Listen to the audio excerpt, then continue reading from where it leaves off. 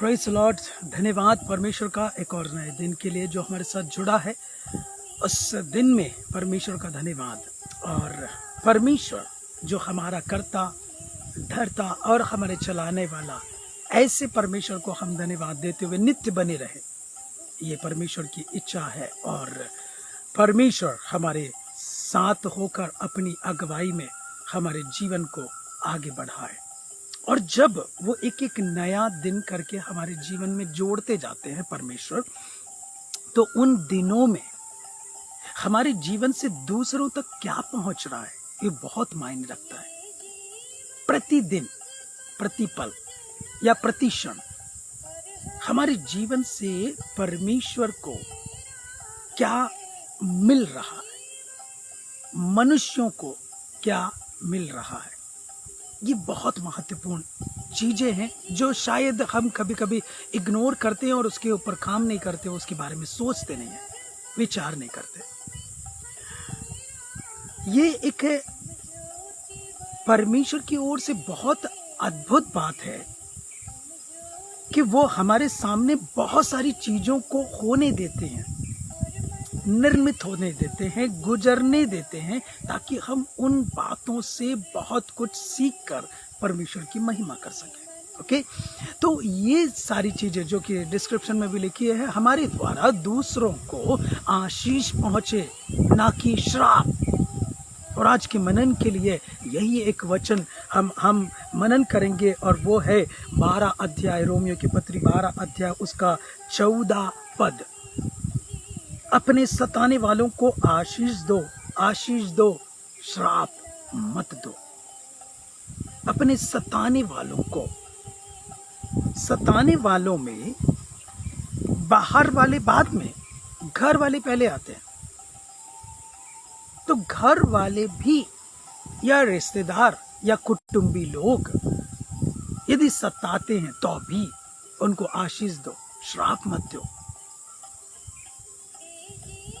श्राप अगर देते हैं, वही चीजें हमारे जीवन के लिए पलट के आएंगे। जो बोएंगे वही काटेंगे। ये हो गई अंदर वाले या घर वालों की बात। लेकिन बाहर वाले भी यदि कुछ बातों को लेकर सताते हैं, उनको भी हमें आशीष ही देना है, श्राप नहीं। उन्होंने हमारे साथ ऐसा किया, उनके साथ और बुरा हो जाएगा, ये हो जाएगा, वो हो जाएगा। ये शब्द यदि हम दूसरों के लिए बोले और वो हमारे लिए लागू हो जाए तो कैसा लगेगा। तो ये चीजें सता रहे हैं, वो लिखा है इसीलिए सता रहे हैं, क्योंकि इस बाइबल में एक एक अक्षर अक्षर, बिंदु बिंदु पूरा हुए बगैर नहीं रहेगा। एक अक्षर, एक बिंदु, एक डैश, एक कॉमा जो उस पर है, वो एक मीनिंगफुल है, मायने रखता है अपनी जगह में। तो ये जो चीजें हमारे जीवन में इंटर होती हैं, कुछ एक मायने को रखकर हमारे जीवन को आगे बढ़ाना चाहती हैं। वो लोग सता रहे हैं, उसके पीछे भी एक रीजन है। चेले सताए गए थे, उसके पीछे एक कारण था। जैसे ही वो तितिर बितिर होते हैं, बंटते हैं, जगह जगह अलग अलग जगहों में चले जाते हैं, और जहां जहां गए वे लोग, वहां वहां एक कलीसिया, गृह कलीसिया उन लोगों ने स्थापित किया। ये है मकसद परमेश्वर का। सताओ भी एक मकसद के साथ जो नियुक्त है, तय है। मुझ जैसे हरे भरे पेड़ को नहीं छोड़ा लोगों ने, तो तुम जैसे लोगों के साथ क्या करेंगे। तो ये सारी चीजें होनी है, तय है। हम उसका विरोध ना करें कि हमारे साथ ऐसा क्यों हो रहा है, दुनिया के और लोगों के साथ तो नहीं होता है, और जातियों के साथ तो नहीं होता है, हमारे ही साथ क्यों होता है। इन चीज़ों के पीछे हम वक्त जाहिर क्यों कर रहे हैं। प्लीज़ वचन को अच्छे से पढ़िए, वचन को अच्छे से समझिए, वो क्या चाहता है। हाँ, इतना वक्त उस पर लगाने की बजाय कि हम किसकी सहायता लें, किसकी मदद करें, कैसे ये हमारी कम्युनिटी सुरक्षित रह सकती है, कैसे बढ़ सकती है, इन सारी बातों के पीछे वक्त ज़ाहिर करने की बजाय घुटनों में आकर घुटने टेक कर प्रार्थना करें, परमेश्वर हमें बल दीजिए, हमें शक्ति दीजिए, सारी बातों का हम सामना करके खरे निकल सके। इतना ही नहीं है, वहां पर ऐसा कहा है कि जब ऐसे दौर में होकर आप गुजर रहे हैं, 15वें पद में लिखा हुआ है कि जब ऐसे सारी चीजों में, तो आनंद करने वालों के साथ आनंद करो और रोने वालों के साथ रो। अपने सताने वालों को आशीष दो, श्राप मत दो। ऐसी सारी परिस्थितियों में यदि कोई बातें या कोई चीजें निर्मित होती हैं, तो आनंद करने वालों के साथ आनंद करो, रोने वालों के साथ रो। और जब ऐसा हम करते हैं तो परमेश्वर हमारे लिए उत्तम रास्ते निकालते हुए अपने मार्ग में हमारे जीवन को आगे बढ़ाते हैं। इतना ही नहीं, एक वचन और मैं पढ़ना चाहता हूँ, सबोपदेशक की पुस्तक उसका 12वां अध्याय उसका 13 और 14 पद। सबोपदेशक की पुस्तक 12 अध्याय 13 और 14 पद। सब कुछ सुना गया, अंत की बात यह है कि परमेश्वर का भय मान और उसकी आज्ञाओं का पालन कर, क्योंकि मनुष्य का संपूर्ण कर्तव्य यही है। सब कुछ सुना गया। हाँ, आपको परेशानी हुई, आपको दिक्कतों का सामना करना पड़ा, आपका सता हुआ, आपको मारा गया, आपको घसीटा गया, आपको जेल में डाला गया, तो ये सारी चीजें हुई, सारी चीजें हुई। पर अंत की बात यह है कि परमेश्वर का भय मान और उसकी आज्ञाओं का पालन कर, क्योंकि मनुष्य का संपूर्ण कर्तव्य यही है। ओके, मैं सोचता हूँ कि ये भी परमेश्वर की महिमा कर रही है, क्योंकि ये भी परमेश्वर की ओर से बनाए गए, नियुक्त किए गए, तो ये परमेश्वर की रचना है। ओके, तो ये परमेश्वर हमारे जीवन में सिखाते हैं कि पशु पक्षी जीव जंतु जानवर सृष्टि उसकी महिमा करती है, तो हमें भी उसकी महिमा करते हुए उसकी उपासना और प्रार्थना करते रहना चाहिए। ओके, 14 पद। क्योंकि परमेश्वर सब कर्मों और सब गुप्त बातों का, चाहे वे भली हो या बुरी हो, न्याय करेगा। आमीन। तो याद रखें, 14 पद, सबोपदेशक 12 अध्याय 14 पद।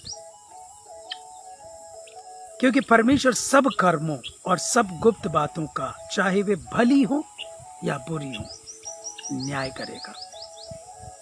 हमने श्राप दिया या आशीषें बांटी, उसका न्याय करेगा, उसका न्याय करेगा। ये परमेश्वर है, ये परमेश्वर है।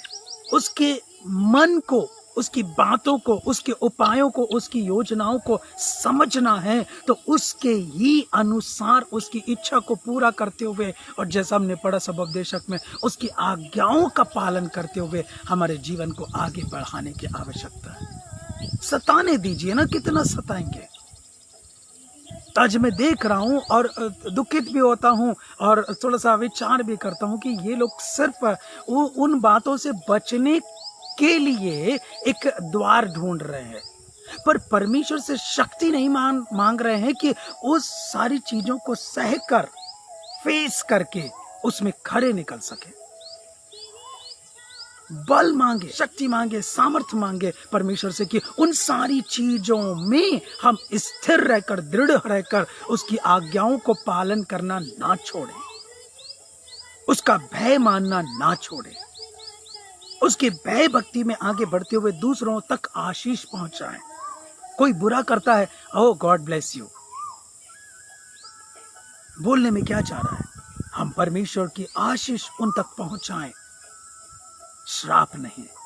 आनंद करने वालों के साथ आनंद करें। दोनों अलग अलग बातें हैं, पर मैं उसके साथ जोड़ कर कह रहा हूं ये एक जो आज बात प्रकट हुई है, ये बहुत मायने रखती है। आज जो हो रहा है दुनिया में और आगे बहुत इससे खतरनाक हो सकता है, तो भी मेरा और आपका जीवन इस वचन के अनुसार रोमियो 12 उसके जो आज हमने पढ़ा 14वां और 15वां पद कि अपने सताने वालों को आशीष दो, श्राप मत दो।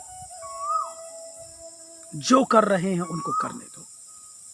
शाऊल जो बाद में पौलुस बना, लोगों को, परमेश्वर के लोगों को सता रहा था। तो मैं सोचता हूं चेलों ने उसके लिए आशीष ही मांगी होगी। वो आशीष उसके जीवन में ऐसी काम करे कि वो पौलुस बन गया, परमेश्वर की कई कलीसियाओं को स्थापित करने वाला बन गया, परमेश्वर की महिमा के लिए और परमेश्वर के प्रजा के लिए कई पत्रियों को लिखने का कारण बन गया। क्या आप ये विश्वास नहीं करते हैं जो उस युग में हुआ आज के युग में भी हो सकता है?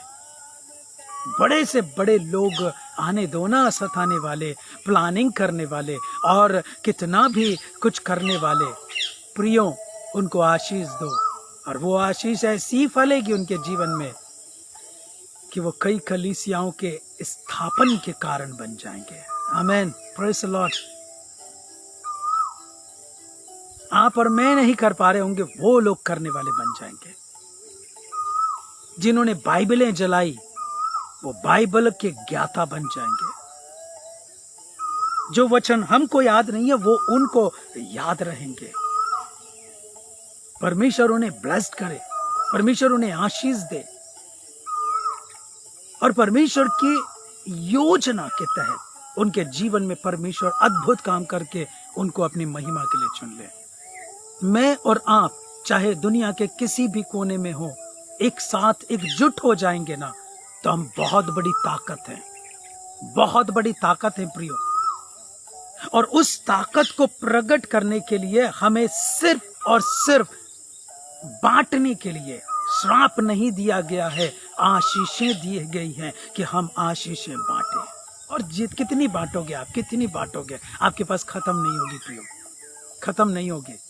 बांटते जाओ, बांटते जाओ, बांटते जाओ। आप गांव में हैं, देश में हैं, विदेश में हैं, हर जगह में एक ही चीज अपने जीवन में एक गांठ बांध कर रखें कि हमें सिर्फ और सिर्फ आशीषें बांटने के लिए दी गई हैं। चाहे तो घर वालों के लिए, कुटुंबी के लिए, रिश्तेदारों के लिए या बाहर वालों के लिए। सताव किसी की भी वजह से या जीवन से आ रहा है, मत विचलित होइए, मत विचलित होइए। इवन अंधकार की शक्तियों से आ रहा है, मत विचलित होइए। आज श्राप नहीं, आशीष बांटे और परमेश्वर हमारे जीवन से बातें करके हमारे जीवन से अपनी महिमा को लेंगे। मैंने ऐसे कई जीवनों को देखा जिन्होंने आशीषें बांटी, उनके लिए वो ऐसी फलवंत हुई, उनके जीवन को तो आशीषमय करी, लेकिन जिन लोगों ने सताया उनके जीवन को भी चुनकर परमेश्वर ने अपनी महिमा का कारण बना लिया। परमेश्वर यही चाहते हैं। अंत की बात यह है जो सबोपदेशक में लिखा गया और पढ़े हमने, मैं वो पढ़ के समाप्त करूंगा। 13वां पद 12 अध्याय सबोपदेशक, सब कुछ सुना गया। अंत की बात यह है कि परमेश्वर का भय मान और उसकी आज्ञाओं का पालन कर, क्योंकि मनुष्य का संपूर्ण कर्तव्य यही है। जो सता रहे हैं वो भी मनुष्य है, जो सताए जा रहे हैं वो भी मनुष्य हैं।